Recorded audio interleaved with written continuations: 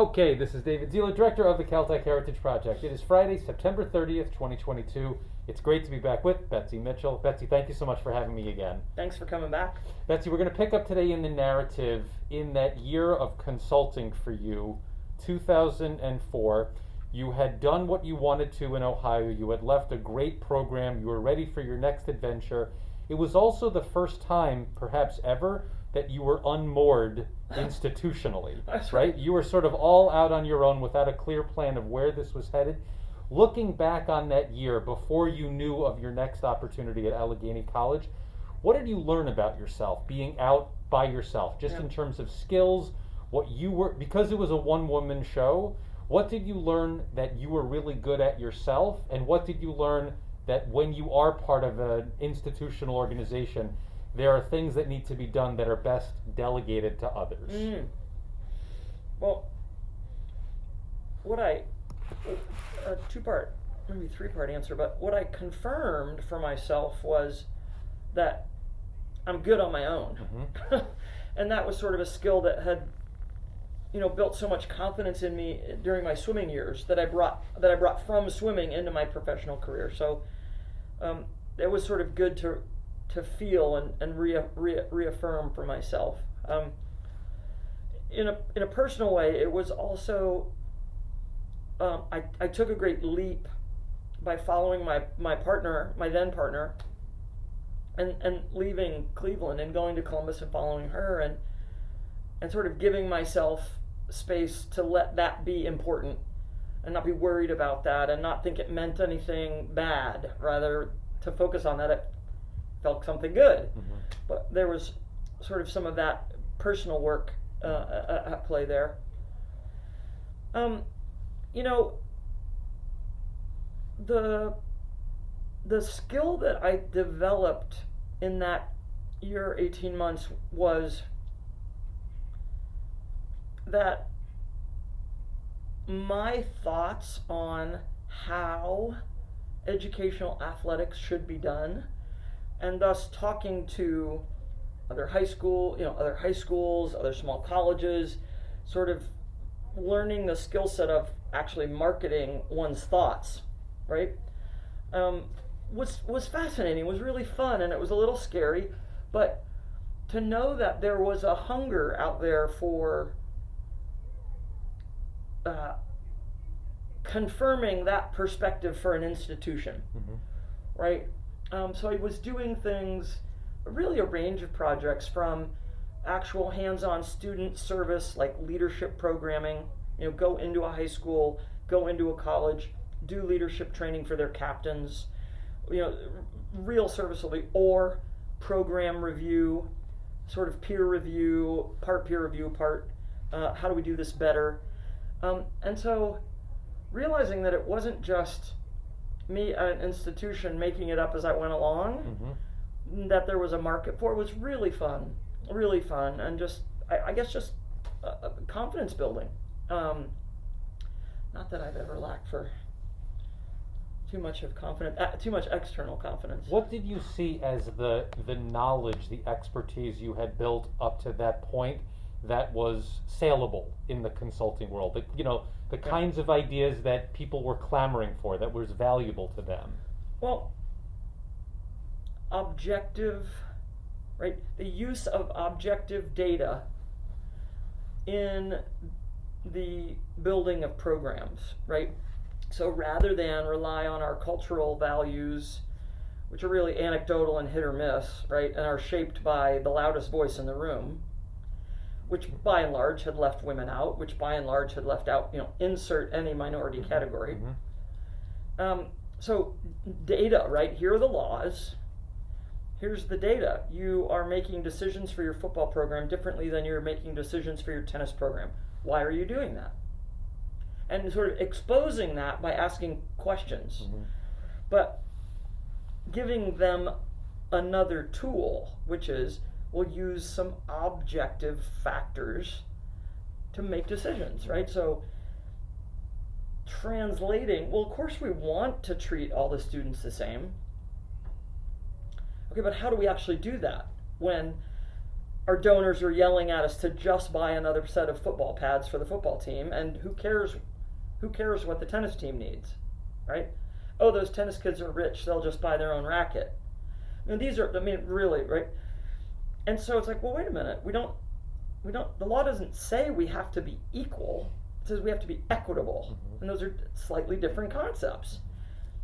The same quality of experience for a football player is, are you paying both of those 18-year-old boys the same for a lunch? Or are you giving the football group unlimited, just go feed them, and you're giving the tennis player $9 a piece? Or, things like that. So bringing these objective ways of doing business that is then defensible was helping a few institutions navigate, coming out of the 90s when really the gender equity in sports particular was hitting educational institutions. Yes, in the 80s, but not really. But then in the 90s, people were actually digging into the conversation. So things like that, an objective framework on how to support educational sports. Betsy, what was going on culturally in the 90s that allowed these kinds of questions to filter into the athletics discussion? Well, so in the 80s, right, the first generation of, right, the NCAA basically took over the AIAW, which was the women's predecessor, right? So separate but non-equal. Yeah. And so in the 80s, I think, women's program, just that there were scholarships for women, were like, we're seen as enough. Oh, great. You've got some swimming scholarships for women. Super. And then the 90s was, well, women had just enough taste of it. Their parents and donors had just enough taste of it that then, well, wait a minute. Why is the football team getting 6 pairs of shoes that they can't possibly wear at once, and I'm not getting a pair of shoes?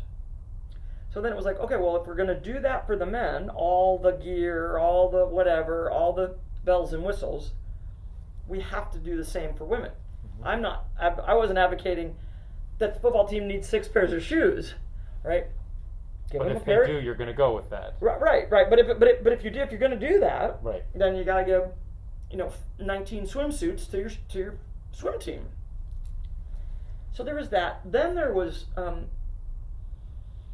the 92 and 96 Olympics were the first time when the women's national teams and the women's United States athletes did better than the men overall, right? So there was this cultural view of, oh, hey, Title IX really worked, and then in the 80s they all went, they did this, and then now we're starting to have national teams of full-time kids, and there was a great awakening culturally that the women are, when you support women the same, they're going to dominate the world, right? So that was happening, and then put on top of that, the next step seems to have been the right awakening in the 2000s of, well, let's get at the underlying real hot button, which is the power and control issues between the genders in our country, maybe in the world, but in our country. And thus was born the Me Too movement. So again, I'm not a historian, but I'm a woman who lived through all 4 of those decades, so it seems to me that those are related, right? The other thing you have is, as was the case with my father, you have more and more generations of men who are saying, don't tell my daughter she can't do what she wants to do. Right. And getting involved in youth sport coaching and seeing, wait a minute, my daughter can earn a college scholarship. So the whole thing just shifted up in terms of value. Yeah. So youth sport culture took on the bad from the men's youth sport culture, transferred it into women, but the whole thing just exploded. It just exploded. The commercialization of youth sports in the 90s and 2000s was just incredible. So, I mean, that's kind of what was going on then in the 04, 05, 06, world. Now, in your employment background up to that point, experience at the college level, Right. at the private school level, in the consulting business, did you tend to draw continuity between high school sports and college level sports? Is it basically the same outlook, just different levels of education? It is in my world. And, I think maybe we touched on that last time, but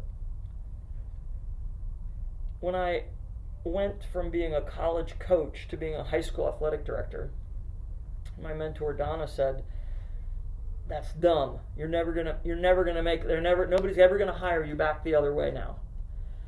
And I just fundamentally disagreed with her, and And proved it wrong. apparently proved her wrong, but probably in her mind not because I'm not at Texas or I'm not at Stanford or I'm not at Princeton, right? I'm at a Division III member, but she was always interested in people being where she thought they could do the most good, as opposed to I'm doing a lot of good for these 275 athletes in this 5,000 person recreational community. I don't have to win the war for the world. Mm-hmm. I just need to win the battle for this community.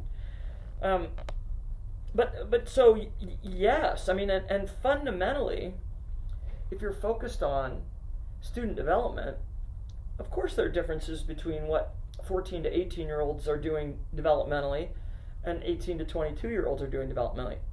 But it's more similar than dissimilar in terms of the systems that support them, in terms of the values, communication, organization, priority, health and safety, equitable experience, sportsmanship. Those things are the same when sport is connected to educational institutions. They're more similar like that than disconnected in the commercial world, in my view. So I think that answers my question. Answer that question. Now, when did either the opportunity at Allegheny or were you recruited? How did that work out? So I was doing some consulting work for a small college in Ohio as one of my clients. I was doing a program review and helping them with a strategic plan to improve their program. And Allegheny was in the market. Someone at Allegheny was colleagues with the president at Marietta that I was doing the review for. That president said, "Oh, well, you ought to talk to," and they called, and that was that. And you were fine in the consulting world. You were doing well. You weren't specifically looking for anything. No, I really wasn't. I mean, I knew I wanted to do this work at the college level. I knew, I ever since grad school and when I was a swimmer, I thought, oh, yeah, being a college AD, that would be really great. But I was really just doing purposeful work for me. And that seems to always stand me in good stead, is to not worry about what comes next, right? And not always be looking, not waiting for the other shoe to fall, right? Being really content where you are. So I was surprised, and I made a quick change, but it was exciting. It was very exciting to. That was really a time of learning, and again another time of affirmation, because it's one thing to say, "Oh, it's the same work, just add another couple zeros, to the budget, or add another 30 employees to the staff or whatever." But I know there's some scope and scale difference. It's a little cavalier of me to say that operationally it's not different. So, exciting to get in there and learn that puzzle. But honestly, the high school that I was working at in Worthington, Ohio, was co-ed. It was a 2,200 student institution with 90 teams and a bunch of part-time coaches and facilities all over Worthington. And actually the Allegheny operation was a little smaller than that. 2,000 students, centralized facilities, full-time staff, not part-time staff, so but certainly more larger budget because of the travel. So, I was excited to take on a new puzzle. What were your early impressions when you first visited campus? It was beautiful. It was beautiful. It was rural. The student body had great spirit. It was an established program. Mm-hmm. So I was trying to listen for, well, is this a maintaining job or is this a change job? Yeah. Is this a exert your will, grab everybody and go, or just support and tweak? And it was a support and tweak job, and I'd never had one of those. Yeah. So I also took it on thinking, okay, what do I need to do differently? What do I need to learn about differently, right? I'm not just flying in there on my broom and smashing a bunch of mirrors, putting up new walls. Got to assess differently and get to know the head coaches differently, and if change is needed, make it deliberately, not just blow it all up and start over, and that's a very different skill set. But as you mentioned last time, you never had like a dramatic coming out experience, Mm-hmm. right? But at this point, after learning about this and talking with your family and having a girlfriend, professionally, were you out at that point? Was that part of your professional identity? Did you not talk about it? How did that work? Well, when I moved with my partner, again, I have never felt the need to make a statement about who I am to anyone. I didn't feel that when I was 14 and wanted to go to the 8th grade dance with John Mosier. I didn't stand on a soapbox and say, I like this boy, I'm going to the dance with him, I must be heterosexual. Mm-hmm. So I've literally never had a moment like that. It doesn't mean as I was realizing that I was attracted to women and wanted to be with women, that I didn't think about that internally, but I'm not a public person. Those are private things. Yeah. So it's not, for me, it's not fear. Sure. And I've said this to others and they just think I'm like not in touch or something, but it's not fear. I don't have anything to be scared of. This is who I am. This is who I want to spend my time with. So you're asking me how the two came together, and when I moved to Allegheny, my partner and her children moved with me, and we lived in the big house on Main Street, and it comes to faculty parties, and I reference having to go get the kids, and I mean, it's a non-issue if you make it a non-issue. Right. If you're comfortable with yourself, other people will be comfortable around you. Or not, but I can't do anything to help them. Right. And certainly there were people in Meadville, Pennsylvania, not at Allegheny College, but in Meadville, Pennsylvania, that were very uncomfortable with that. Yeah. Not my problem. Right. And that's not my problem. That's where I was going with the question, because there's the internal, external dynamic. There's who you are and what you can control, right. And there is small town Pennsylvania, and you're there with your partner, and right. How to manage that or not to pay it any mind. I'm too busy helping two kids and working a job and trying to just have my own life. Right. I certainly am aware of what other people think of me, and to say that I don't care is not right. It's not right. And also on this, there's nothing, what I have learned after my adolescence like that, right, being under public scrutiny like that, there's nothing I can do about what other people think anyway. Sure. Right? If I break the world record by 3 seconds, or the American record by 8 seconds, or whatever it was, I don't remember, I'm making up numbers, but it was substantial. People are going to think what they think. So they're going to say, ooh, Betsy Mitchell's on juice, she's using the steroids. No, I'm not. No, I'm not. Take any of my bodily fluids you want. No, I'm not. Yeah. So, ooh, Betsy Mitchell's gay. Well, I am. So what? it's your problem, not mine. All right, so you get there. What's the plan? What needs help in the athletic program? What's going strong, and you're there to just keep it strong?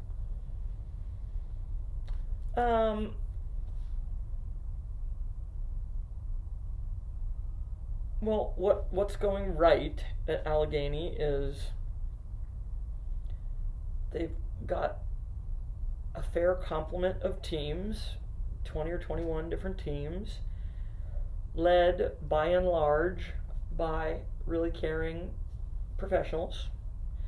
It's integrated into the college writ largely. It's a huge part of the identity of Allegheny College to have a strong athletic program. So making sure that our athletes are positive leaders on campus, keeping our grades high. Most teams have winning percentages. There was a need to create a bit of a master plan. What facility needs fixed next? Are we going to add sports in the out years? There was, at that time, Allegheny was, like most national liberal arts colleges, flipping. So it was going from ish 50-50 to more women than men, right? The polar opposite of where Caltech was in those years. Mm-hmm. So figuring out what do we do about that, right? There were some staffing changes that needed to happen. So figuring out how to do that with long-term employees in a kind, thoughtful, but clear way. Mm-hmm.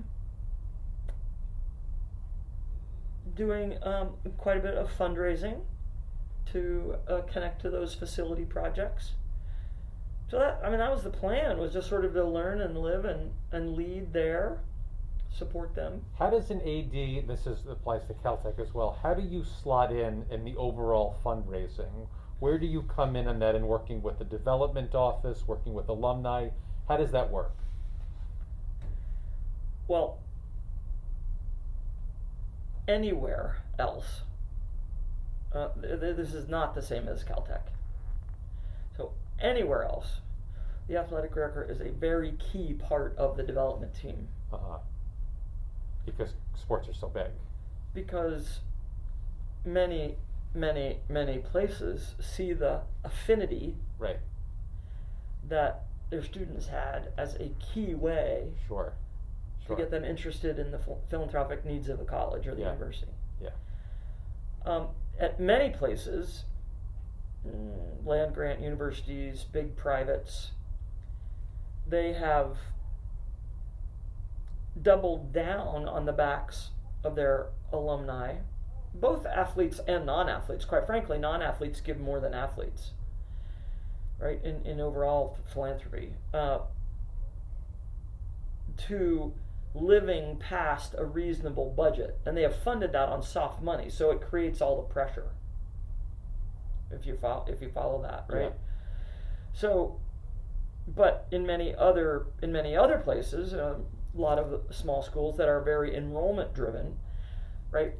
That sense of front porch, that sense of school pride, that sense of marketplace, that sense of having a strong athletic program not only brings admitted students to come to school there, which is the most important thing, keep the doors open, but also to use, and I do mean use, athletics to tie their all alumni back to philanthropic giving. So it's not that the athletic budget is living above its means or what it needs to put it on for those kids. It means they're drawing it for the library, for the endowment, for faculty, for financial aid, right?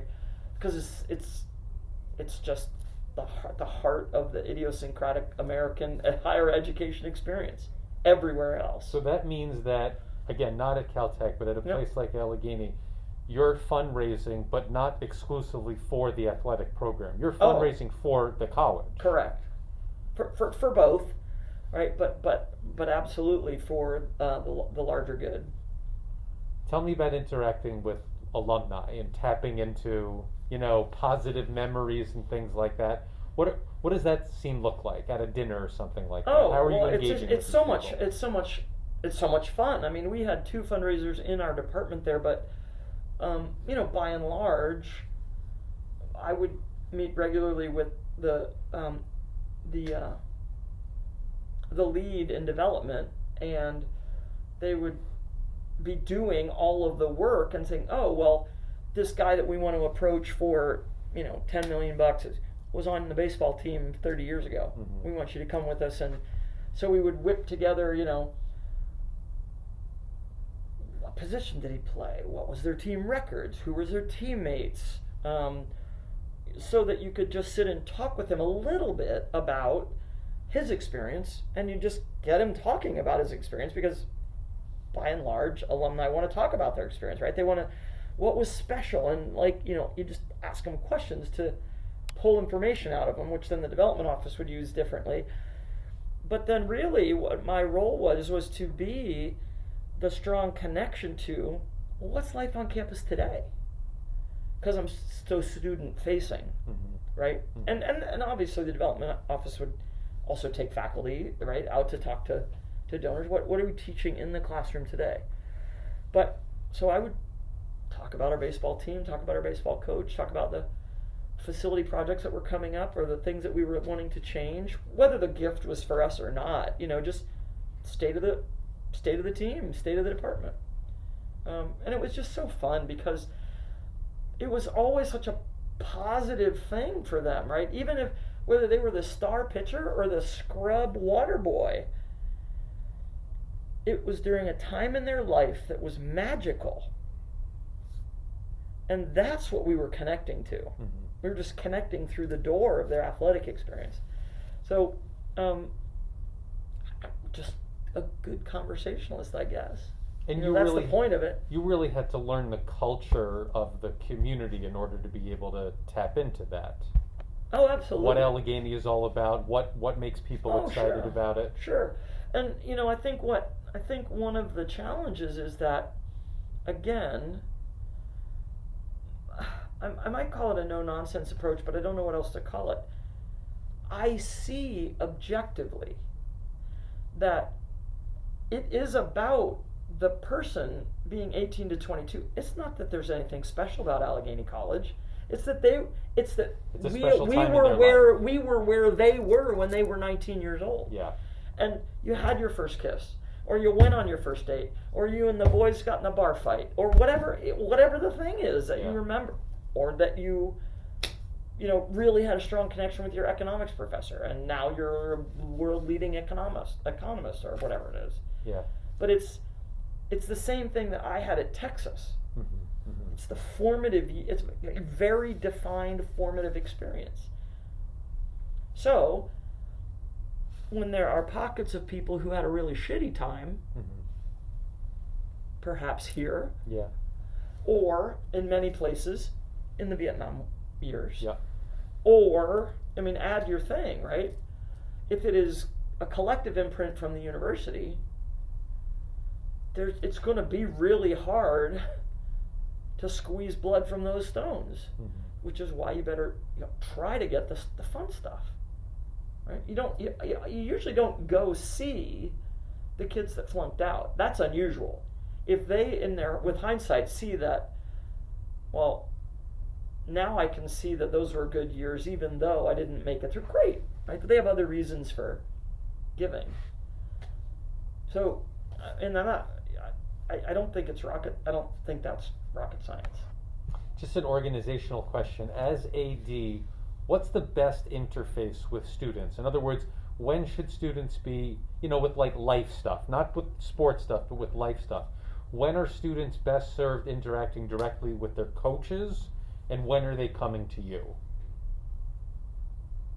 Oh, students are absolutely best served with their coaches. They are. The most important thing I do is hire, develop, and terminate when necessary head coaches. Yeah. And help them pick great assistant coaches. So that's emphasis, bar none the most important thing I do. Yeah. Because when things are going really well, right, the kids go to the coaches. When they're going really badly, they're going to come to me. Yeah. And And so, you know, because that's bar none the most important thing I do, regardless of level or place, that's why I manage by walking around. I pop into practices, I know what's going on. You know, if there starts to be a rumble, I know it. And I don't know it because the kids come to me, it's because I can see it. Yeah. Right? If a kid comes to me and says, you know, Miss Mitchell, when you're in the gym, our coach talks very differently. That's a problem. I can't have anybody on my staff Who's not real. Who the kids could figure who that a kid would come and say that's death. That's death. You know, when we hire coaches, the kids are absolutely involved. They don't pick, I pick, it's my job. But they have time with the candidates. I expect them to give me feedback. I prep them. I give them their role. They are engaged. And they are rarely wrong with their feedback. Doesn't mean I always hire, right? I in fact tell them, I don't want them in priority order. That will sort itself out, and I will know that from all the different feedback. But give me pros and cons, and I go back to them and I have conversations with them, and they're just never wrong. So that's, you know, why by and large we have awesome staff. We have awesome coaches, and it doesn't mean that they stay forever because they have lives too and all sorts of things, right? But we do hiring really, really comprehensively here because it's the only thing. Yeah. It's the only thing. If I get that wrong, nothing else matters. Nothing else matters.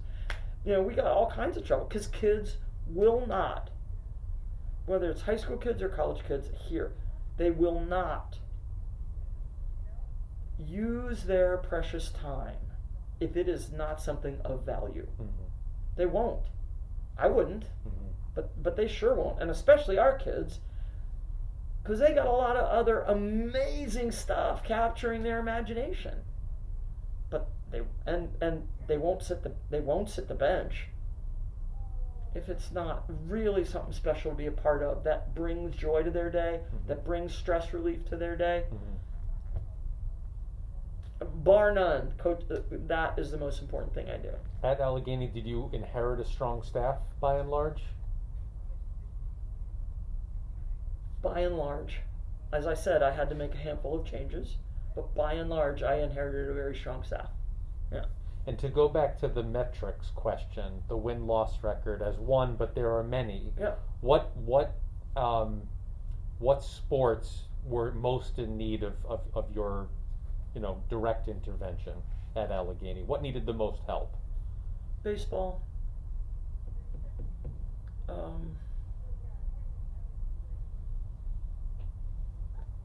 Men's basketball.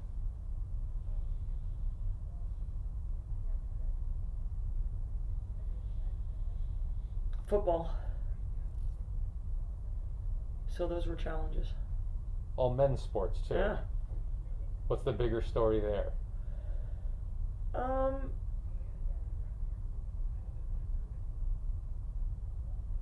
Well, the bigger story is, if you really get down to it, not people that aren't changing with the times. And I'm not talking about having a female boss. I'm talking about having young men who are having a different experience in the world than those coaches did. Yeah. The world moves on. Yeah. And if coaches stay stuck in only coaching from their own personal experience, they're not a professional coach, in my opinion. They don't have a growth mindset. They're not keeping up with the research. They're not understanding. They're not, going to the seminar on how to work with millennials. They're not, whatever the thing is that you cannot coach from. This is how it was for me, therefore it's going to be the way it needs to be for you. That's not good education. Good education is you student are this kind of learner, and I, the teacher coach, need to figure out how to present the material so that your learner type can understand it. So if you can't do that, you're gonna either have to do that, right? and we'll help you, we'll teach you, we'll get you to places to learn, right? But you have to be open-minded to that. You have to understand that that's not just a perspective, that's your boss's perspective. And that's when I'm here. Mm-hmm. Somebody hired me to tell you what the perspective was. Right. So, and how you do that, especially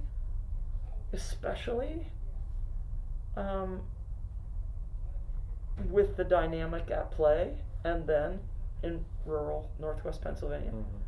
That was some fun times. Yeah. That was really fun. It was.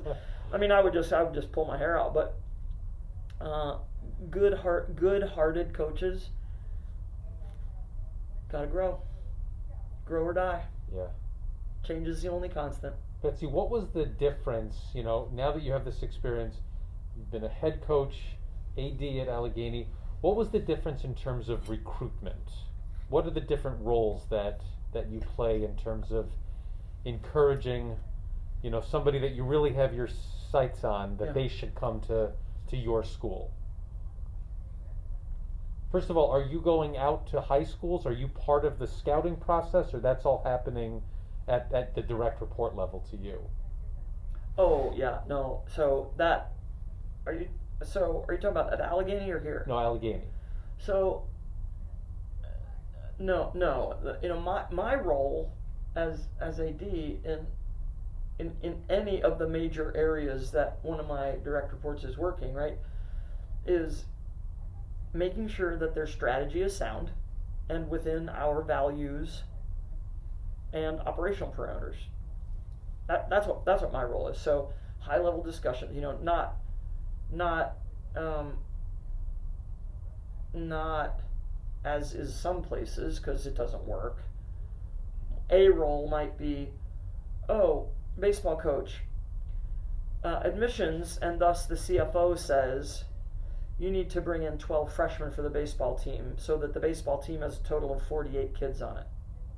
Right, all trickle down from a financial model. Mm-hmm. That was not the case at Allegheny. Mm-hmm.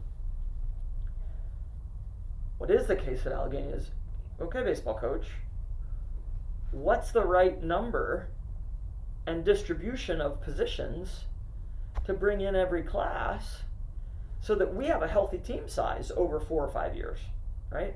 Start from what's a healthy team size to get us competitive, and so that you can provide a great educational experience for these kids, mm-hmm. right? So they have a meaningful experience. Can't be too big, because you can't keep them happy if they're not playing.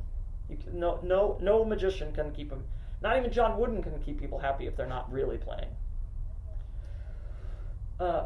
So high level strategy, and then equitable allocation of resources. I was like, okay, I'm going to ask you to do that. Oh, you want to bring in 6 or 8 players a year. Here's the resources to do that, right? Go get them. What other help do you need from me? Yeah. You're the content expert. You know where to go look for baseball players. You know how to tap into all the, right? So asking questions is my role. And then providing literally any other kind of support that they need. Back to the strategy, every year, in every sport, in any place, I say, what can I do? Do you want me to write to the admitted students? Do you want me to call their moms? Do you want me to, what can I, when they come on campus for their visit? I'm here, drop by, let me say hi for 2 minutes. Whatever you want. Yeah. And the most successful recruiters understand that me offering that is something they should take advantage of. Yeah. Because of who I am, of how I read situations, of how I make people feel. You want to make them feel important, because they are important. We're not selling them a bill of goods. And that transparency, right? That my baseball coach knows that, and wants his recruits to see that I'm the biggest fan of the baseball program there is. Yeah. Yeah. I mean, the swim coach, those swimmers better darn well know that this athletic director is for them. Yeah. So at either Allegheny or here, the most successful recruiters find a way to capitalize on my support of them. It doesn't mean that I'm doing the work, but what makes sense to you? In the same way as here, right? You better find out what that kid is really interested in. Oh, you like rocks? You want to be a geologist? Get Dr. Grotzinger to write him an email. That's great. You want to be the next world-leading astronomer? You want to go work on the 30-meter telescope? You better get Dr. Sargent to stop by when they're here. Yeah. More likely, get the host to take them over to Dr. Sargent's office. Stop by Dr. Sargent's office and, oh, hello. Yeah. So it's like, it's strategy, right? So it's those kinds of strategy things in all the major areas, right?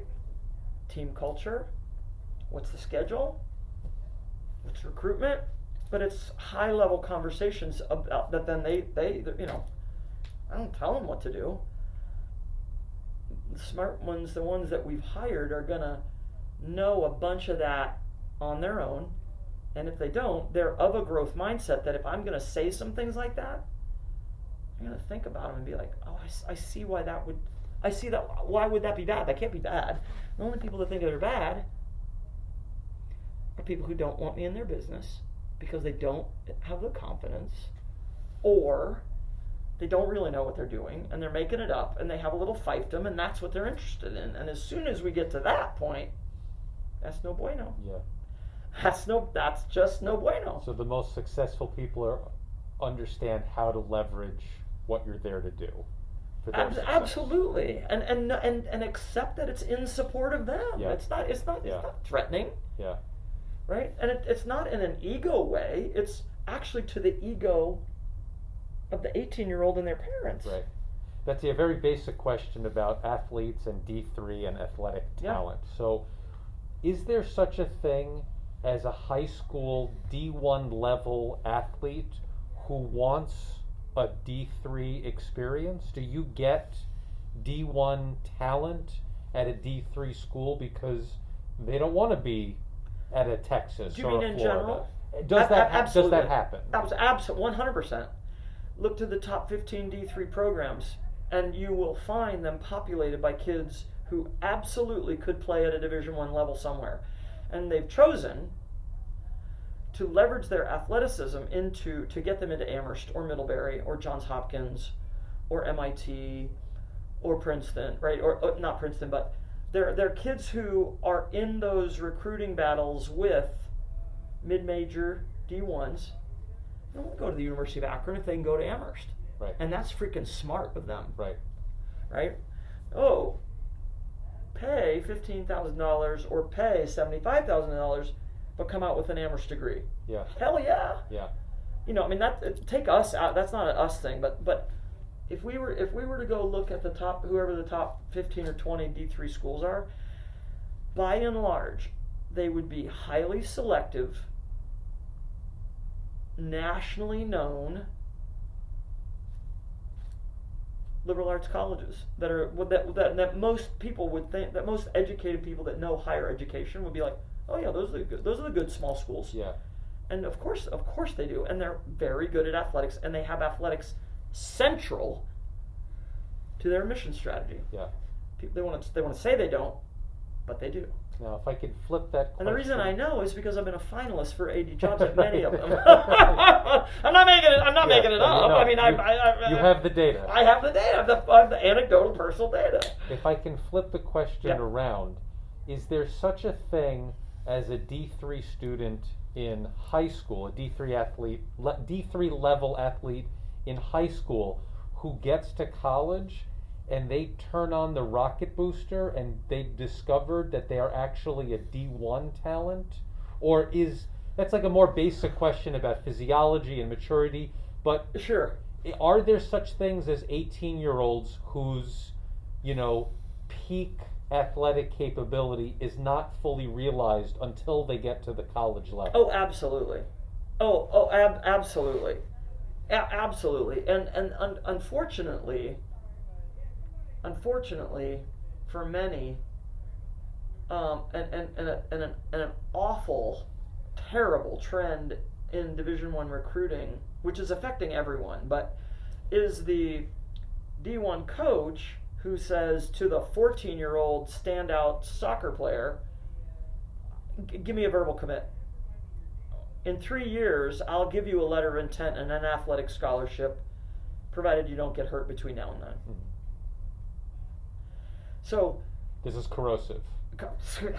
It's death. Yeah. There are very few kids like that who then go on and continue this trajectory in their athletic world. Yeah. Right, because they are so specialized and so put so much pressure on themselves, and they probably are going to get hurt. So, that's a separate question that I answered. But are there kids who are not as good in high school, who then get to college wherever they are, and are better in college? Absolutely, absolutely. I would say that Division III is the best level for them. And that's probably where they are. Now, the rise of the transfer portal, you may have read something about that. There's a lot more, even at the Power 5 or the mid-major D1 places, there's so much more transferring these days because the original recruited message to a kid, and then they get to the school, and that is not the reality. The reality of where they were recruited to and what they were told is not the same, or they aren't getting playing time, or they don't really have the major that they're interested in, or whatever, or they get hurt and cast aside, then they get in the trip and they go someplace else. So you're seeing more kids play for 5 and 6 years, especially in the men's pre-professional sports. Those kids are transferring left, right, and up and down, right? If I'm the third quarterback at Alabama and I never see time, and I could be the starter at Nebraska or Akron or somewhere, and that's my way into the draft, I am out. Yeah. If I went there for whatever reason, because Nick Saban's a pretty good person to learn how to be a quarterback from, awesome. Maybe you were thinking you were gonna be better than you were. Even if Nick Saban said, "You're my 4th quarterback. There's 12 quarterbacks on my roster. 2 of them are gonna play." Even if he's completely honest with you, you might go there, redshirt your freshman year, learn from Nick Saban, maybe get a half, maybe get a quarter, maybe get in a game. But now you're at Alabama and you're his property. And now you're thinking, well, how am I ever going to get in the draft? Oh, I'm going to go to Middle Tennessee State and be a star and show them what I can do. Now all of a sudden you're in the draft and you're a 10th rounder because you are pretty damn good. You just never showed them. You don't have any college stats. So, and basketball's worse. And baseball just pre-professional, so it's really not that bad. All the kids that are going to college know what team they're already signed with because the rules are different. Have you found yourself at a situation, either here or at Allegheny, where there was a dual loyalty, where there was a great athlete and they could have gone to a bigger school? You want to do what's best for the student, but you also want a really strong program. How have you weighed those kinds of decisions, those advice-giving moments? Well, other than when I was at Dartmouth, I wouldn't have ever been in that situation. I wouldn't have ever been in a conversation with a kid about that. Because generally they shake out where they're supposed to be? No, I wouldn't say that. Generally, they've decided where they want to be. So, take a female high school lacrosse player. And I have said this in speeches, in publication, in things where I have been asked about this. What I've said is, look, if you play high school sports, you can play college sports. It's just where your ego will allow you to go. There's a school for, if you're paying $500 a month to be a club lacrosse player in high school, and you know how to throw, and you know how to catch, you say you want to be on a team, and you're not a negative influence on that team, somewhere in America, you can be on a college lacrosse team. You may not get a scholarship, may not help you get into school. There are so many teams that if that is the only goal, you can call yourself a college lacrosse player, because you will find some school and they'll be like, sure, got a roster of 40, come on. So it is all about individual ego and finding your level. And it's more about kids and parents than it is about. Occidental College has 15 kids on their team that never play in a game for Occidental College, but they're on the team, and they're getting a lot out of it, and hopefully they're getting a really good they're getting a good experience. It's helping them get through college because they're connected and there's social belonging.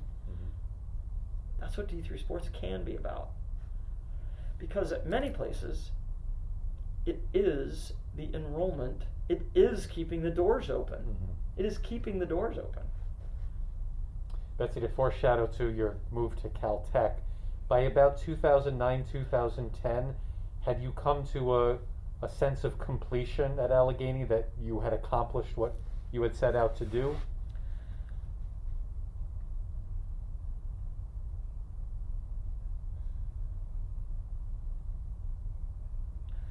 I would say yes, in that we had made some hard staff changes, and we had set the stage for fundraising and facility projects that needed to be done. Those things were in the pipeline. That was moving forward.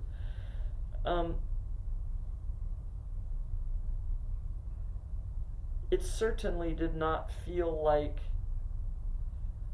I had accomplished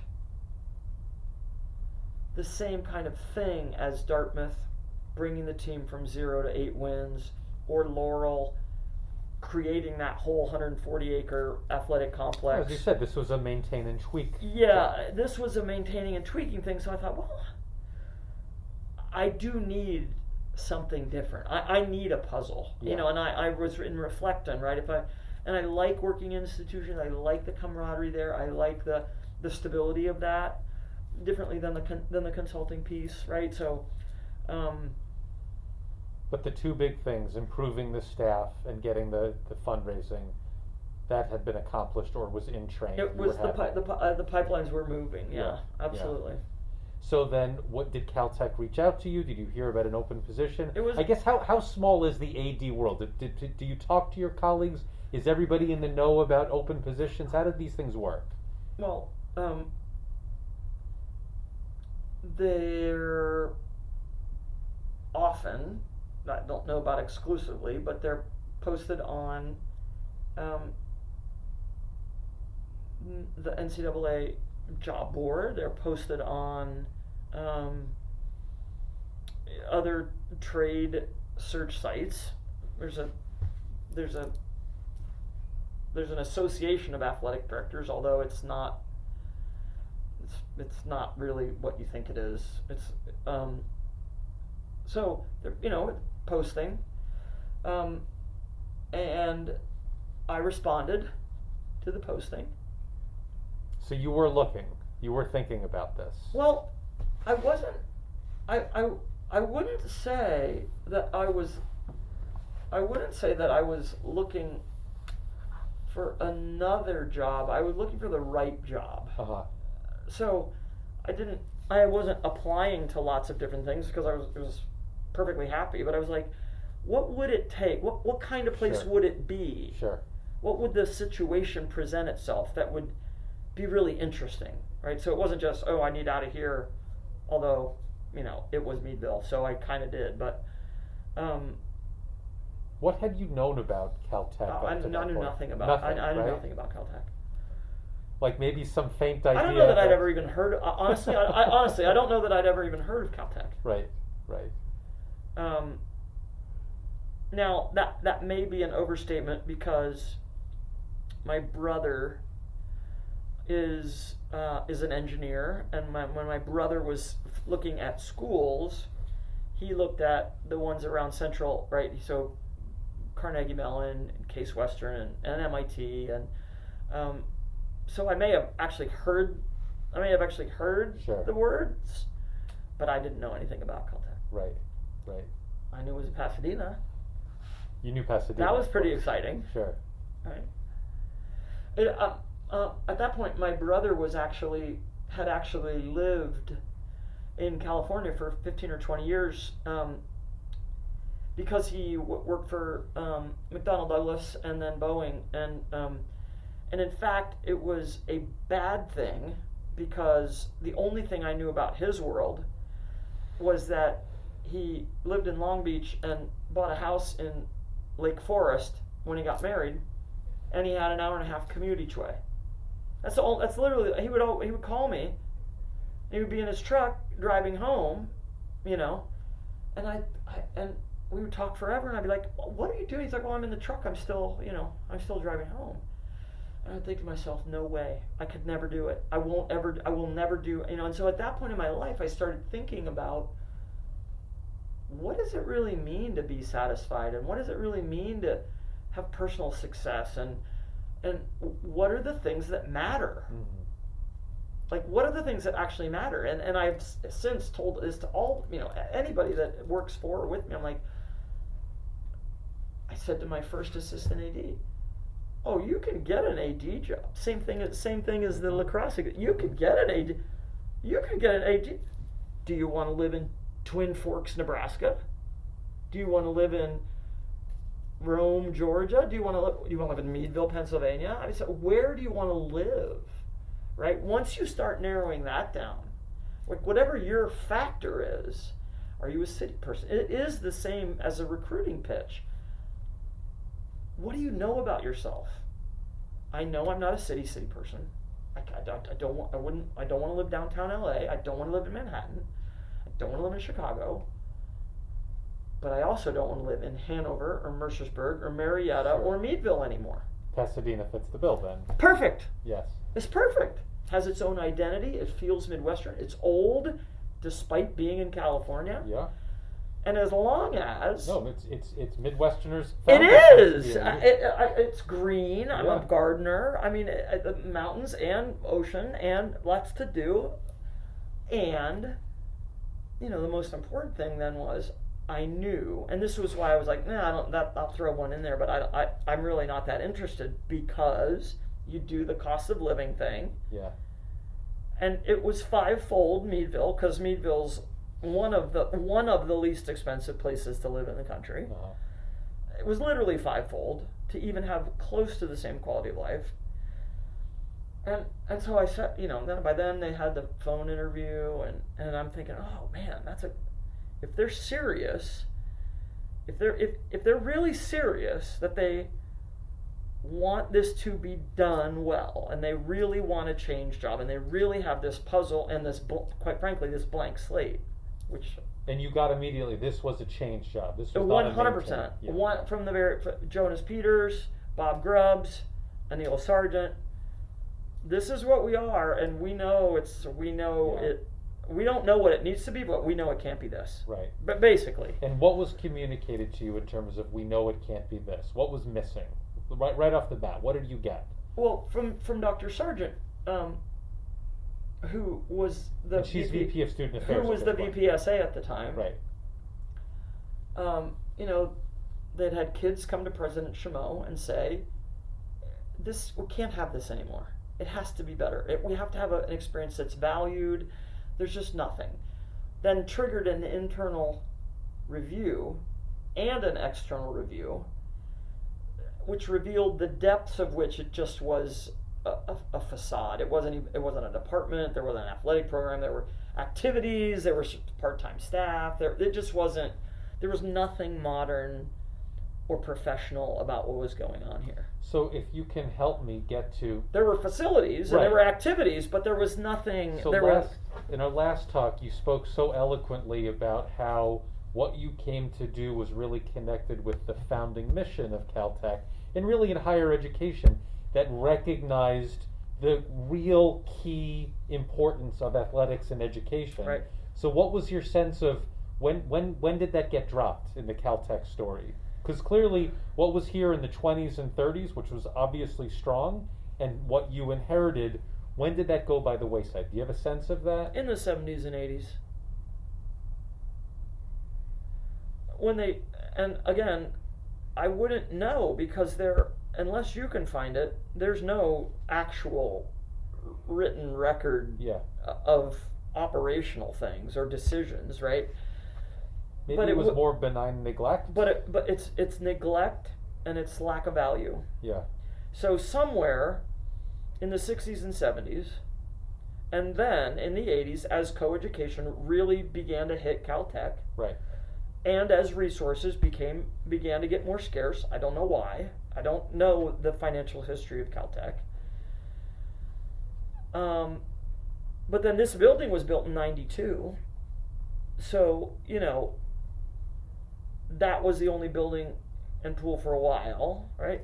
So I don't know, but where you see the dip in no athletic alumni that want to have anything to do with us, you got to look to the late 60s and 70s and early 80s. Yeah. And then you reemerge with some women's club teams, and then in the 90s you start having a couple of women's varsity teams. So it has to be benign neglect in the 60s, 70s, and 80s where someone just said, well, that's not what they're here for. Where the research, right, President Rosenbaum is, I think, quite good at communicating that there is a dual mission, research and education. Uh-huh. I'm going to guess, with respect, not all presidents have always emphasized the education part. Sure. From when it was a research institute. Right. That above the undergraduate level. And that is where the sole focus was. If you do that, you're dealing with 22 to 30-year-olds, right? And theoretically, they are adult.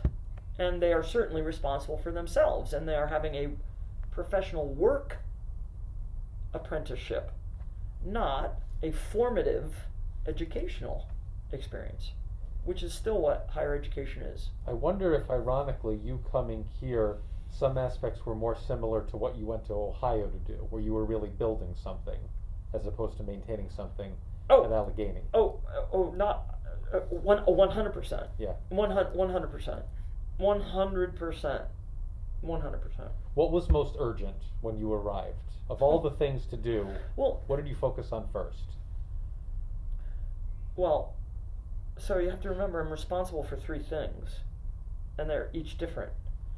So each was in a similar state of disarray because their resources were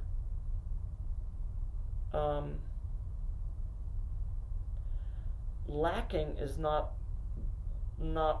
the right word, but they were lacking. Organization was lacking. Uh-huh. Communication and messaging was lacking. Just professional standards were lacking in the staff.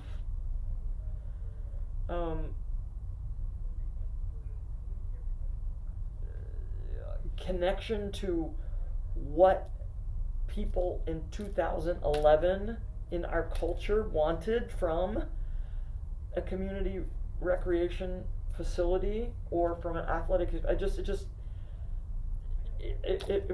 was utter chaos. It was utter chaos. How much of that did you appreciate before you took the job, and how much was, apparent to you by year 1 or month 1?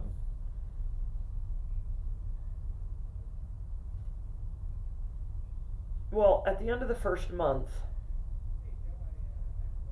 I would say my eyes were opening to the depth of what wasn't. Because I was understanding the staffing structure, and I was understanding the resource picture, and then that summer, when I went to get us organized. So none of the staff were here. It was literally just me in this office because no one was a full-time employee. So just That's amazing. which legitimately goes to the 1950s. Yeah. So in the 1950s, the athletic director also coached 3 sports and taught 10 classes, and right, but there were only 500 kids and they were all men, and not the legal, moral, social, cultural expectations or laws that you have to keep up with, even just as a starting place, right? Like it's hard to it's even hard to describe, but especially because it was like stepping into a time capsule. It was really like stepping into a time capsule. Sure. So that summer, I picked up the phone, and I'm getting ready. I'm getting ready to do the team startup for fall. You have to check the eligibility of the kids that are going to play, put them on a roster, file a roster with the NCAA, basic. So I asked the then track coach, who had been the interim AD and was still in the office next door, who did not get the job. I said, hey, who in the registrar's office do you call to verify the eligibility of the kids? And she looked at me and she said, what do you mean? Now, mind you, she'd been here 20 years, and mind you, it was her direct responsibility to certify the eligibility of the kids as the assistant director, much less a head coach. She said, what do you mean? And in that moment, I was like, what do you mean, what do I mean? You realize you have your work cut out for you at that point. I did. And just to follow that up, because the story is so awesome, I then said, never mind. Because there was an outside chance that she was right in what I had stumbled into, and she couldn't be involved anymore, because I was going to have to investigate her. But so then I found out who the registrar was, Mary Morley at the time, and I pick up the phone and I call Mary Morley. And I said, Mary, we haven't met yet, but I'm Betsy Mitchell, I'm the new athletic director. And she said, I wondered when you would be calling. And I said, really? She said, well, I'm glad that you're calling, but I think we better meet in person. Yeah, there's a lot to talk about. And I said, okay.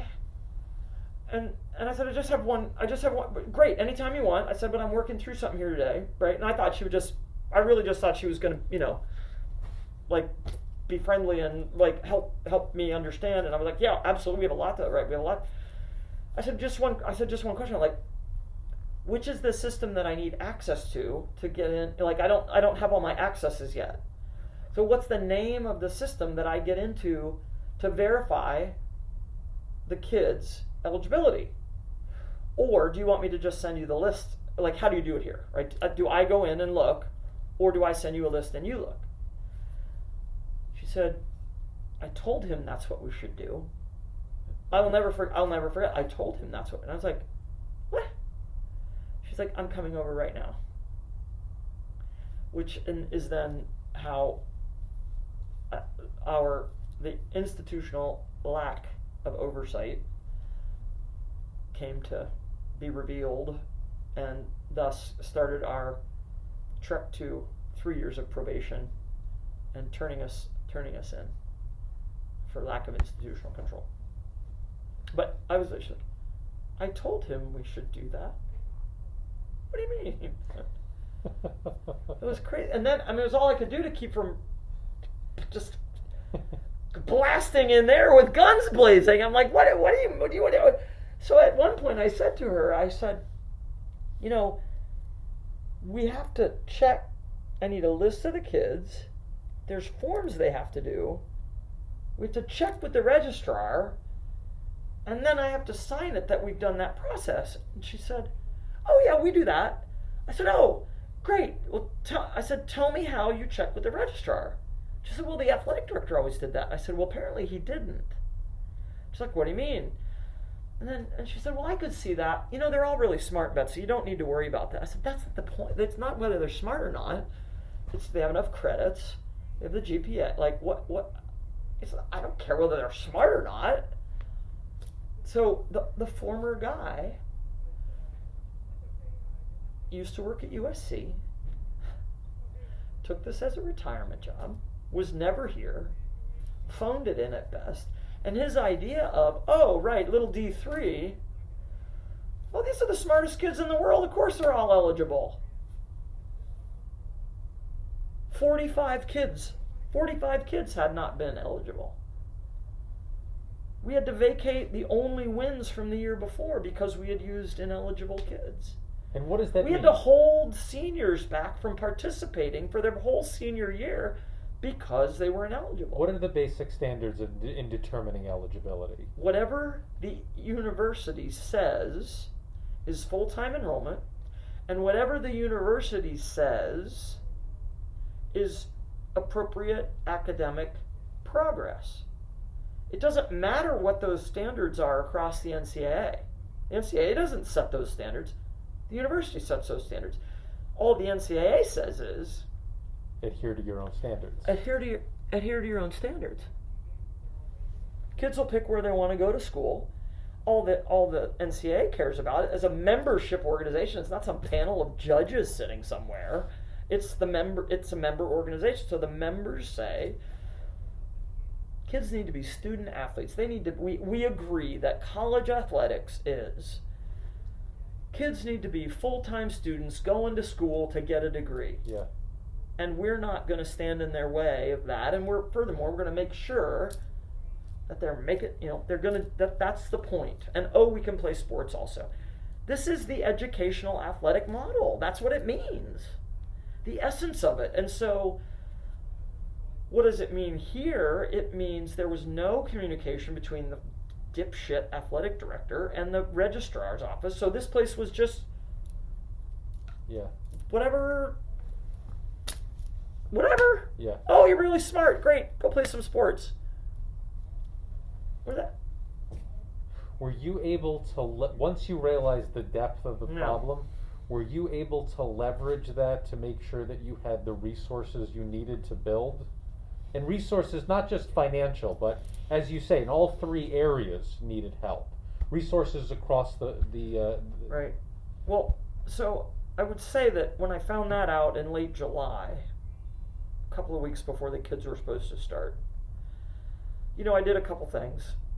One was I called my boss and then OGC, Victoria Stratman, and I said, look, this is what I found, and this is what we should do. If we were anywhere else, this is what being a member of the NCAA means. I said, it's so bad, you guys can tell me to just fix it, and we'll fix it, because we have to blow it all up anyway, which at this point they knew because we'd had other conversations. I said, or we can do the right thing. And Vicki Stratman and President Schmo, quite frankly, said, well, Betsy, what's the right thing to do? So the right thing to do is turn ourselves in, take probation, fix it, hold out some kids, vacate the 4 wins we had last year, and start over. I said, well, what's the downside? So people are going to laugh at us. I said, but honestly, if you're asking me, I said, you're the ones that told me the kids wanted to be taken seriously. And if the kids wanted to be taken seriously and we're going to be a member of the NCAA, then that's what we should do. We should follow the freaking rules. It's not, whatever should we do? I mean, but the moment to decide is now, because if we're going to do it the other way, just fix it. Just like come in, fix it. Clearly it was all, you guys need to give me that instruction because we're bound to do it the other way. Practically, what does it mean to be on probation with the NCAA? You can't participate in any championships, which at that point was not my worry. Right. At that point, I was like, right on. So it did fit into my strategy, right? Which is start over, draw it up on the back of a napkin, and start. So the overarching strategy, because that was going to take so long, right? And 11 years later, we win about half and we lose about half. So we're about where I thought we were going to be. That was my goal, to get to in 10 years. Even without COVID, we're there. But from the beginning, I think why Anila, maybe in Dr. Peters too, I don't know, but certainly Dr. Grubbs, why I was a right fit for here, I think, was because I do truly believe that all three areas are critical to the health of an institution. And it's not just, I come from this world, but it is not just the athletes at a tip of a pyramid, right? A triangle has three corners. People focus on this one. But without these two, the thing doesn't stand up. Right. And for us, actually attacking recreation and physical education first were my plan. And it's what I've done. And then as we address a facility plan, as we figure out who should be here and who shouldn't be here, charge a membership fee, now we get some resources, fix physical education so that it's actually, it's a core graduation requirement at the world's #1 university. We can't have students teaching those courses. We can't have non-college graduates teaching for academic credit. There's some major screwed up things that, again, people are like, well, who cares? Well, again, do you have people who don't have college degrees teaching physics? No, Betsy, that's stupid. We would never do that. Oh, well, I have people teaching PE classes. For your core requirement, they don't have a college degree. And they don't have to have a doctorate, but they better freaking have a 4-year degree, or a 2-year degree for that matter. Oh. So fix these other things, make the facilities better, start a membership program so it's not just literally the community center of Pasadena. Anybody was here, wander in, wander out, safety, security, liability, much less funding, right? The thing was upside down. So all the outsiders had all the resources and the students had none. Okay, so start to fix that. 10-year program, which we're about almost there. PE, our coaches need to teach that. Well, our coaches can't teach that if they're part-time. Now I've got a full-time staff. And then the level of athletics comes up as everything else comes up. So, yes, was there a master strategy? Absolutely, that's what it was. But it wasn't, Betsy, I didn't take the job April 1 and say, oh, we have to blow the whole thing up. It imploded 2 months later when I realized we're not running an NCAA program here. We're just not. We're not. Carrie Slater said, one of the lawyers, who Vicky assigned to be like, okay, you and Carrie have to work this out. So I was sitting right here with Carrie, and she's like, she listened for like an hour, and honest to God, her first question was, okay, I think you know what you're talking about. It makes sense. Okay, I'm giving her all the resources, all the go look at the NCAA manual, go look at the here. She's like, I just got one question. Do we have to be a member of the NCAA? And I said, well, that's like me asking you if you have to be a member of the bar. I said, do we have to? No. But we won't get kids to come here to play sports. I said, it's not that big a deal if we're doing it right. It's just you guys haven't been doing it right. So, but even to this day, Carrie and I just laugh about that. Like, do you have to be a member of the bar? Well, yes. Well, so do I then. Yes. That you drew a sharp distinction in terms of the fundraising role at a place, any place other than Caltech. So do you interface with development at all here? What does that tell us culturally about Caltech and athletics, the kinds of things you do and don't do? I don't know. Should we go off the record? Oh, well, I'm teasing. We can keep the audio on, but you can take it out of the written. No, I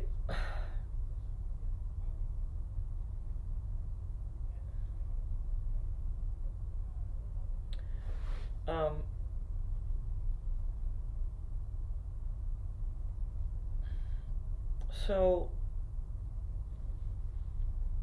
that I am not a part of the development team, and in no sense of the word am I a part of that team. at times feels like I am actually being withheld from that team. If that is the case, I understand that. It's a very small place. Where distinctions like this previously have not been acknowledged. Meaning, a Caltech grad is a Caltech grad. Period. Everybody's open season. Okay, that's an approach. Lately,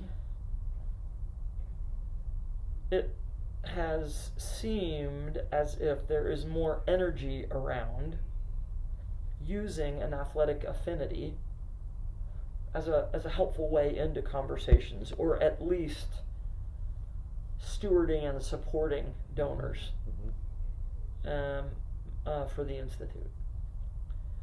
When I got here, I asked for the list. They said, we don't keep that data. We don't know who the athletic alumni are. So in 2010,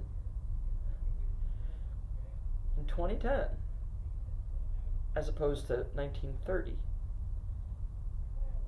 this is probably the only institution of higher education that could not, at the push of a button, tell you who their athletes were.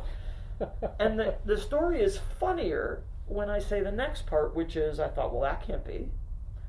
Okay, well, I get it if it's not a, if I'm going to be, if we're going to be resourced and like it's not a major factor, or even on the worst, you don't want me poaching, right? Well, $1's a dollar if it buys us a new pool versus it buys us a new lab, like whatever, like, but okay, you don't want me involved? Okay, I got a lot of other things to get to, and it's a later thing, and we're starting to do more of it now. But so I said, well, I still need to be.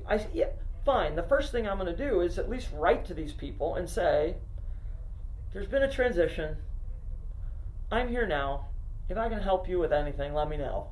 And I'm here to help our teams get a little better and make sure there's a good PE program and make sure the building's safe for people to come and exercise in. Right? I'm at the least want to write to these people and let them know. So the first summer, it would have been not the first summer, that was the implosion, but the summer of 2012, I said to my now full-time head coaches, who now had something to do in the summer, take every roster that we have. We had reams of paper. There were no electronic records of any kind. Reams of paper. Take all your rosters and just write down the name of the person that was on the roster. I want a list. We're going to make our own list. There were 3,500 to 3,800 names on that list. Wow. Okay? Wow. So now I got the list.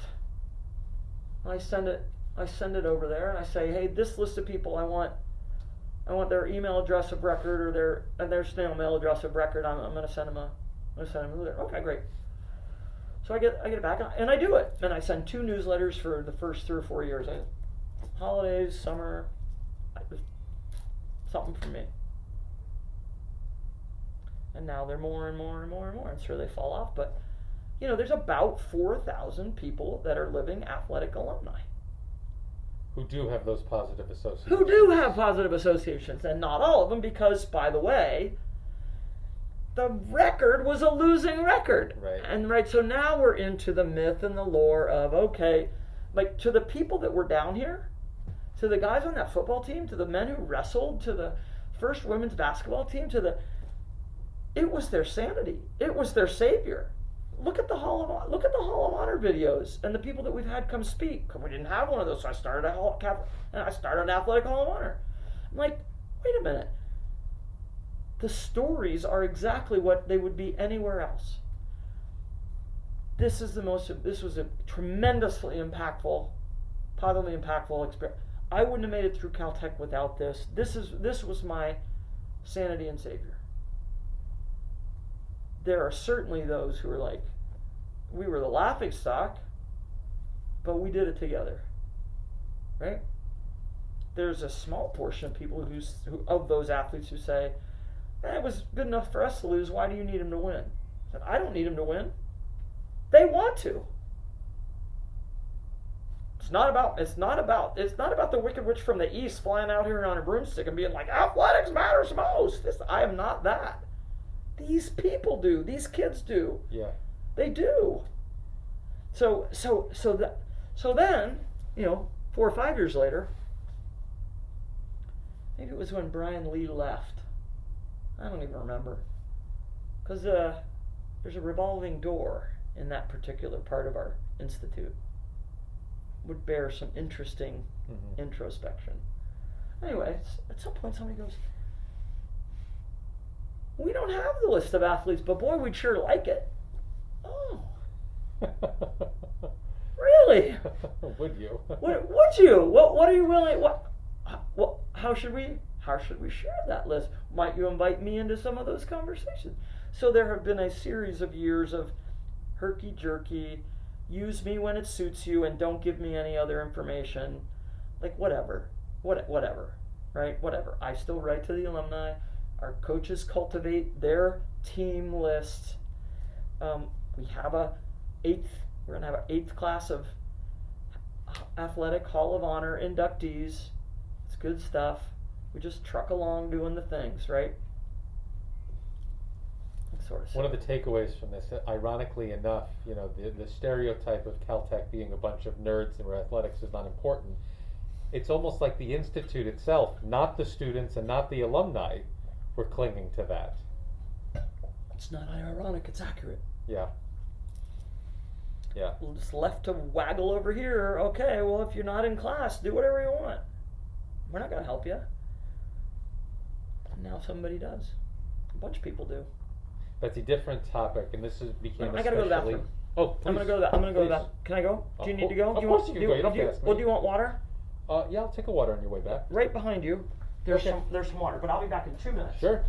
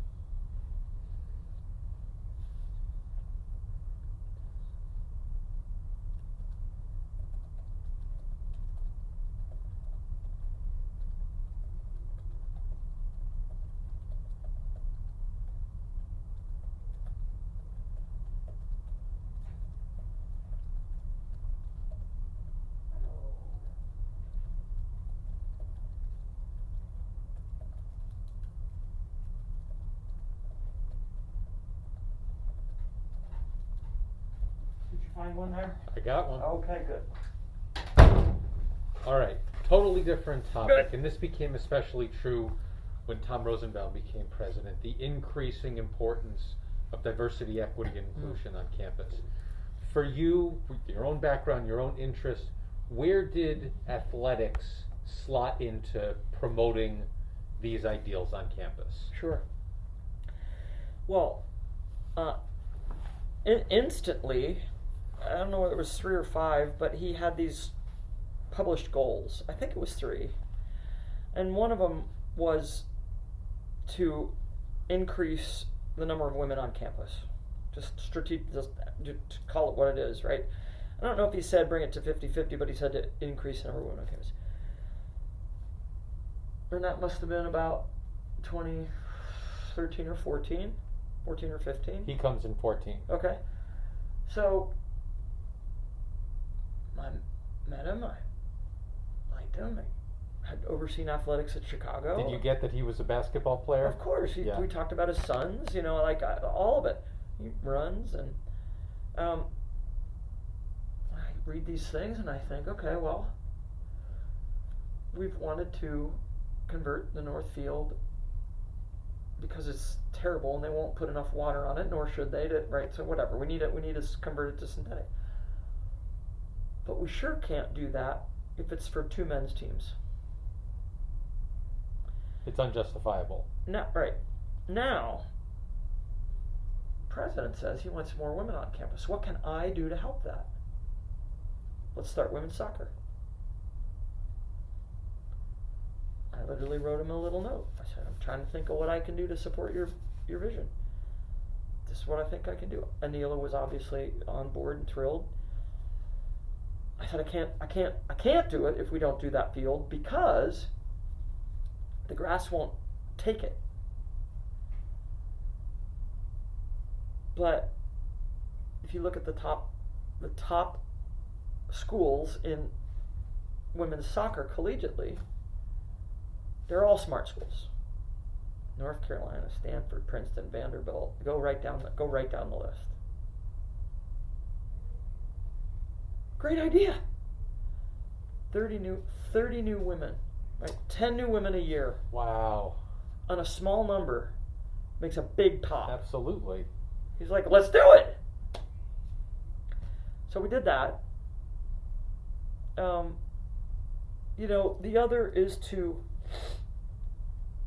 and I don't know about this, I don't like this turn of language, but to come out of the closet with the fact that we do market this place and we do participate in the admissions marketing to appropriate undergrads to come here. Our athletic program now in 2014 and 2015, we should be collaborating with telling the kids what are the great things they can do here. And one of them is participate on athletic teams that are getting better. The other is having facilities that aren't laughable to come and work out in. So who will that draw? Well, that will draw the broadest scope representing high schools out there. But if there's not a track program for a stereotypically strong young man who wants to throw implements, if there's not one here, he's not going to come here. He's going to go to MIT. Yeah. And the guy that could go to Stanford but has a viable alternative, even if it's a little under his ability level, is not going to come here. He's not going to come here if he can't do the thing he loves to do when he's not doing math.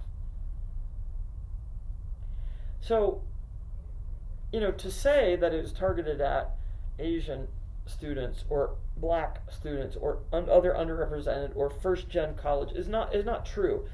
But making our athletic program not laughable to the outside so that the broadest possible group of young people can do the things they want to do here, that's how we help.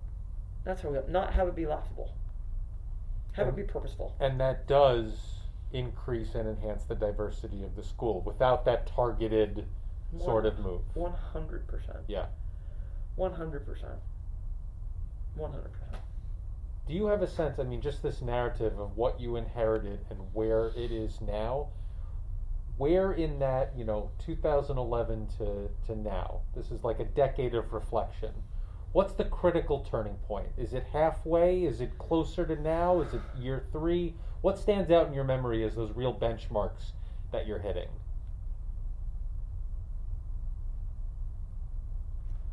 Well, one would be late 2013 and 2014 when Provost Stolper agreed that there were going to be no more resources coming here to make this better. didn't have them, and wouldn't prioritize them, but that he wouldn't stand in the way if we did a membership fee, and let me regularize the base, right, and keep the money. So he even though, with a ton of respect, I don't know that he would call himself a supporter of athletics or even recreation. But that's what Dr. Sargent and he did. Was, here's the plan, here's all the things, let me highlight for you, let me surface for you what's wrong, which was pretty easy, but still didn't rise very high on the list of things here. Well, what's your solution? Don't bring me problems, bring me a solution. Most other places charge a recreation fee to the students and to any adults who are going to use the facility. And there had been none of that before. So no wonder it was all run down. Wild West, anybody not only on campus but in town is just open. Come over here. And membership fees encourage pride of ownership as well. Correct. But you keep it, and I said, great.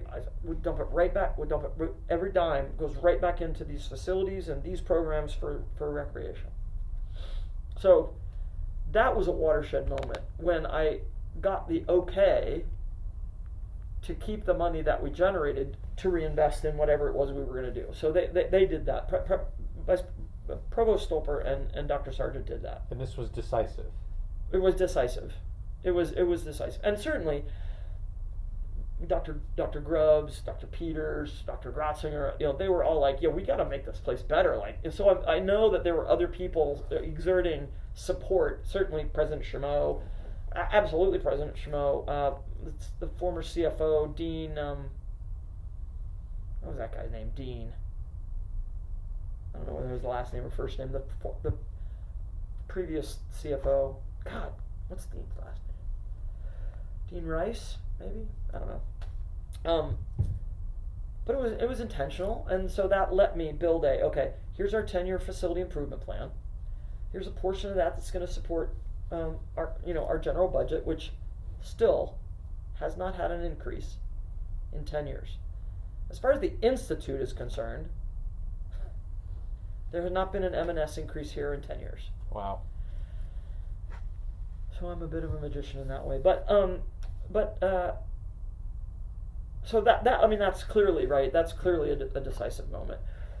I think that I think adding women's soccer may go down as a decisive moment, but I don't know that we're there yet. We had our first SCIAC win this week. I honestly think that in COVID, it was the year before COVID that we went to test optional in order to support the broader look at admitting a differently inclusive group of kids, right? So the national access conversation and going away from SAT scores, I think that will go down as a moment that helped turn the teams, because it just simply allowed a different group of young people to apply. Not athletes, just a different group of young people to apply. So I think that's a moment.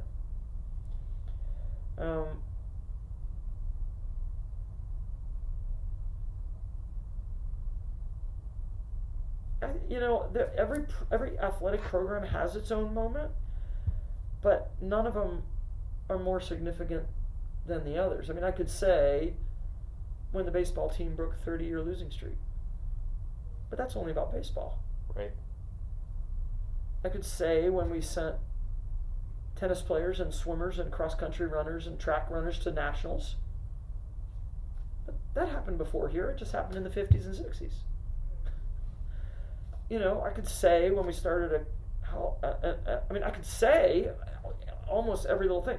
Athletic Hall of Honor, right? It represents, that's why I did it. It represents, we are not going to be shy about athletics' place here. we're going to celebrate those kids, those alumni now, who really were excellent. We have Olympians, for heaven's sakes. We have All-Americans. You know, we have people in pro sports leagues front offices. Like, we shouldn't be ashamed. And that's what that embodies to me, is saying, no, we're going to do this, and we don't make a big deal about it, but the people who we enshrine are over the moon. But to the undergraduates here now, we're real athletic department. Yeah. You know, we do all the things. And you know what you're doing by celebrating the 50s and the 60s, 50 or 60 years from now, this era, that's going to be a new Hall of Fame. Betsy, I asked about decisive moments to get to where you are now. What's the frontier for you? What are the unfinished projects? What do you have to do? Renovating the Brown Gym, converting the pools to a 50-meter pool instead of 2 side-by-side 25s, finishing the lights on the north field so that we have more access year-round for people to play. Those are the facility projects. Then it'll just be time to start over again. Yeah. But for, you know, probably 3 or 4 shining years, this place will look like a modern athletic facility. Yeah. So these are 50 years finishing. too late. These are finishing touches. You have built what you wanted, you needed to build, and right now these are like cherry on top kind of projects, or are there things more fundamental? No. They're still essential. They're still essential. The Brown renovation is essential because it comes full circle with our recreation program. So we made a lot of stuff better. We're attracting people to want to be here. And sure enough, even more people want to be members, and I have to say no, meaning outsiders, because it's so nice here now. It's not a private health club. Well, it is a private health club for us, right, for our community. But it's going to come full circle because to do the locker rooms, right, the Brown Gym, if you haven't walked through there, it's abandoned and defunct, and there's so much more space we could be using. There's no HVAC, there's no hot water, there's only male locker rooms. Like, it's just run down. So when we do that, we're going to see this amazing surge back for the recreational piece. And is there a capital campaign that needs to happen for this to all come into play? They've said no for 10 years, so I'm just finding a way to do it on my own. So no. Is there? Yeah. 8 years ago, it was Betsy drawn up. Okay, so $40 million, 2 buildings. Oh, you can't have that. Okay.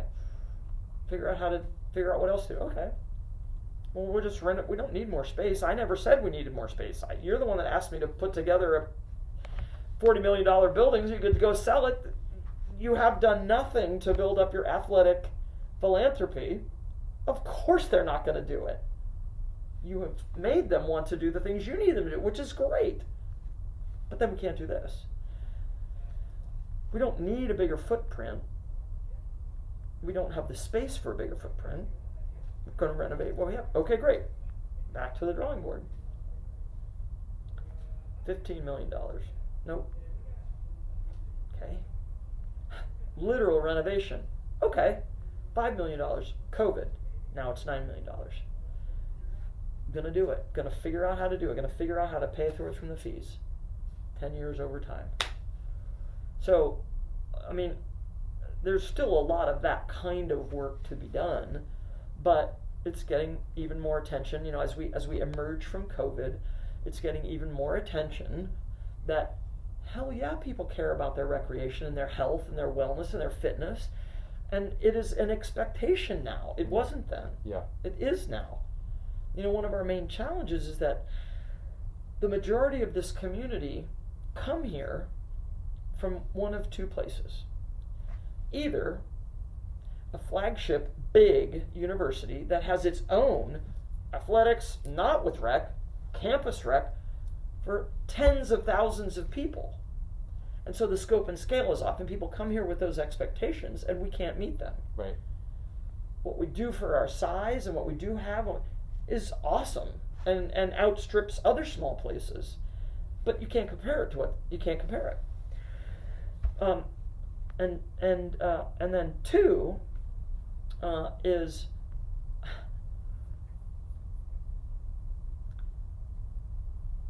students come from high schools with better facilities, and students come from communities with better community rec centers. They were all built in the 90s when culturally health and wellness became a thing. So that's the why. Everybody, people that are thinking strategically for the Institute, I believe, know this, but then it never translates. So that's my uphill battle, is to get it to translate into decisions rather than just acknowledgments. So you really are still in building mode. It's Of a different course. kind, but you're Of still course. there. Of course. Well, Of that's good course. news. It's going to keep you busy here. It's going to keep me. It will keep me occupied. I don't know if it'll keep me out of trouble, but it'll keep me occupied.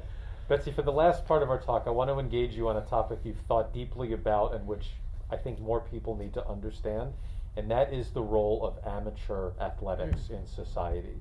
So first, just at a basic level, why is this issue important to you? Yeah. Well, as an educator, as a human being, but as an educator, the concept of amateurism is deeply connected to motivation. Specifically, internal or intrinsic motivation. Which, again, I don't have a PhD. I'm not a psychologist. I'm not a social scientist. I'm not a researcher. But I am a life coach. And and what I know about the power of internal motivation as different than external motivation is significant. And it makes the whole difference for people because it's sustainable. Because it is the process of incremental improvement as a human being rather than all your eggs in one basket that either is or isn't. Right? So this is the age-old conversation about risk and reward. Yeah. But that's why, is because for the masses, for most people, the process of intrinsically motivated incremental improvement is what life is. It is what life, it is the stuff of life. And so that means that this little sliver, right, if your thing is to be a kinesthetic learner, if your thing is, I'm a tactile human in the world, I need to touch things, I need to move, I need to be things, right? That's how I feel success and satisfaction, or that's how I feel relief and release. If that's who you are, it's all the difference in the world. In the same way that if creativity is your thing, if you're an artist of rare, same thing. It's sustainable, it's attainable, it's realistic, it's all that we know about goals and acquisition, right? If it's not smart, measurable, realistic, timely, it's not a goal. It's a pipe dream, which is then frustrating. So, as an educator, the connection between doing it because you love to do it and the process of doing something, that's sustainable and achievable, attainable. That's why it matters. Because I'm also not a philosopher, but I'm not, but there is something about the external reward or the outcome focus as not sustainable that is somehow hollow, right? Like, so my teammates from the Olympics who see it as an end to itself rather than a means to an end, right? Well, it's just a medal. It's just a time written down on a piece of paper. There's no intrinsic value to that. As you find out 2 years later and 5 years later, and when you still go to sleep with your medal around your neck when you're 56 years old and you don't know where your life went off the rails. It doesn't mean anything. A Super Bowl championship doesn't mean anything. Winning the baseball NL West division, the pennant, doesn't mean anything. The process of improvement means something. The process of working together as a team means something. If you define the meaning by a dollar sign, right? The Super Bowl championship won the LA Rams owner $500 million in profit last year. Probably means something to him, but to everybody else, doesn't mean shit. So that's why it matters to me. That's why it matters to our system of higher education, is because it is another way, it's a non-academic way of developing this skill in people. Keep plugging, keep being persistent, keep working by yourself or with others towards something. Trial, error, keep going. Not always going to be easy, it might be hard. Keep going. When you fall down, get up. It teaches all those things. The science lab can teach those things too. Just that the science lab's not for everyone. For everybody here, but not for the rest of the world. So for a lot of the kids that are science-based, this is another way to help them learn that. This is a laboratory. Who's the audience? I mean, what you're saying, it's so self-evident, but you have to hear it to appreciate the fact that it is self-evident. Who needs to hear it in society? Any parent of any kid who wants their kid to be playing sport for any reason other than their own development. Any higher ed administrator at a school where they're spending more money on coaches' salaries than they are on faculty salaries, or more money on building new stadia, when you already have one right next door. When they're spending, any higher ed administrator, any public high school administrator that is spending public funds to buy football players 6 pairs of shoes. Buy them one, they can only wear one fucking pair of shoes at a time. Then you buy them another one. They wear through them. Great, of course we should buy them another one.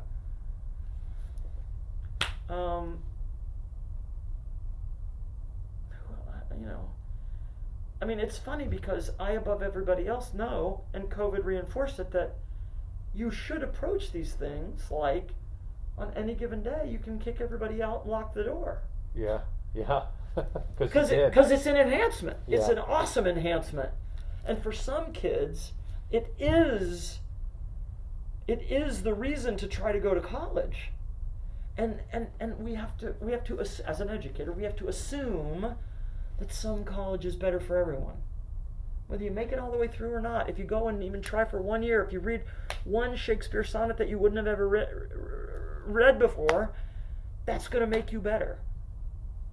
If you never took calculus and you make it through calculus, that's going to make you better. It's going to make you a more productive citizen in this country. It is not that. Look, I love watching pro football on Sunday afternoon. I put it on in the background. I do my taxes. I work in the yard. But I don't think it means anything. It's entertaining. This is also educational. Right. It can also be entertaining. But we do it for the education of those who play. We don't do it for the entertainment of others. So anybody who's making dollar decisions about the value of the entertainment side over the value of the education side has really got it wrong. And that's why the board of trustees at UCLA are so pissed that they were asleep at the wheel. Because I don't want my money sent in the UCLA boys or the Cowboys flying across the country to play football in Ohio. And more importantly, I don't want their poor swimmers to, or their tennis players, or their volleyball players. Football's not actually the problem. They're going to leave on Friday, they're going to get back on Saturday night, they're not going to miss class. That's okay. Those basketball boys are now pro basketball players. They're flying 3 days a week. They're not in school. What is your most satisfying moment from a student who's come to you where you know you've improved them in all of the ways that you have that unique ability?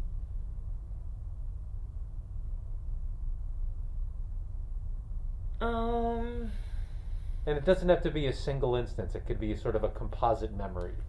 Well, one is Sarah Wright was one of the only, but certainly one of the first 12 varsity letter winner. She has 12 varsity letters, and 4 of them come from playing on the men's soccer team. So she left to go be a doctor in the Navy in like maybe 2012. Maybe she got out of here in 12, maybe 13. I don't know. But she wasn't here. She wasn't here. She saw both. Before and as we were starting on this path. And when she graduated, she came in here and she was crying. And I said, "What? You got to be because you're happy to get out of here. Or like, what? What are you crying?" She said, "I just wish this had happened so I could have had the full experience of it." Something like that, like I see what's going to happen, and I'm just so happy, but I'm so sad that I didn't get to do it. That sticks with me. Sure. Kids come back and they send their they send their coaches notes. Our coaches know, the top tenured 4 or 5 of them, have been here 4 or 5 years, and the kids come back and they talk about the things they learned or the fun they had, and that's all. That's all. Sometimes you have to hold a line with a kid. Means they step away from a team, or sometimes you have to discipline them. I've had to hold people out for different things to get their attention on things. Usually that's in the first or second year, and by the third or fourth year they're still on the team, and they they know. Right, that they know that if you hadn't held that line, they'd be down a different path, and they're just so great. They're just so grateful for anything. I mean, these kids are so grateful for everything that happens over here. And that's not saying they're not grateful for what happens over there. They'll say thanks. They'll say thanks. And that's what's real to you. Of course.